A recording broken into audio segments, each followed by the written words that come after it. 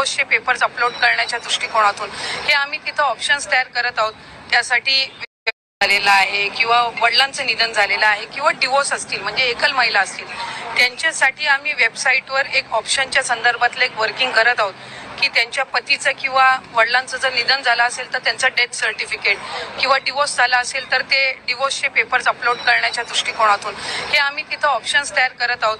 त्यासाठी वेबसाईटमध्ये ज्या काही त्या पेजवर ज्या काही बदल करण्याची गरज आहे त्याची प्रक्रिया ही आम्ही सुरू करत आहोत. त्यामुळे साधारणपणे ज्या सर्व पात्र महिला आहेत त्या लाभापासून वंचित राहता कामा नये या दृष्टिकोनातून आम्ही काम करत आहोत. लाडक्या बहिणीसाठी अतिशय महत्वपूर्ण अशी अपडेट आपल्या माध्यमातून सांगायचंय की सर्व्हर मध्ये सुद्धा आम्ही अनेक सुधार आणलेले आहेत. रोजच्या घडीला जवळपास 4 ते 5 लाख लाडक्या बहिणींचा ई-केवायसी प्रोसिजर होते. आतापर्यंत जवळपास 1,10,00,000 पेक्षा जास्ती महिलांची ई-केवायसी प्रोसिजर झालेली आहे. जवळपास 40 लाख पेक्षा अधिक महिलांची ई-केवायसीची 90% प्रोसिजर झालेली आहे आणि आम्ही 2 महिन्याचा कालावधी दिलेला आहे. म्हणजे ही आता या महिन्याच्या म्हणजे सुरुवातीला चालू झालेली आहे प्रोसिजर. त्यामुळे नोव्हेंबर पर्यंत त्यांना अवधी आहे म्हणजे आणखीन 1.5 महिना त्यांना अवधी आहे.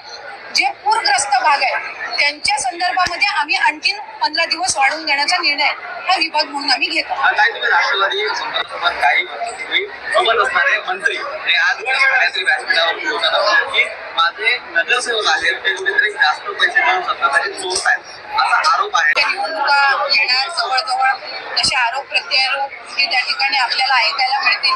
अनेक वेळेला जी गोष्ट पूर्वीच्या कालावधीमध्ये योग्य वाटायची ती आता चुकीची वाटायला लागेल, जी चुकीची होती ती आता योग्य वाटायला लागेल.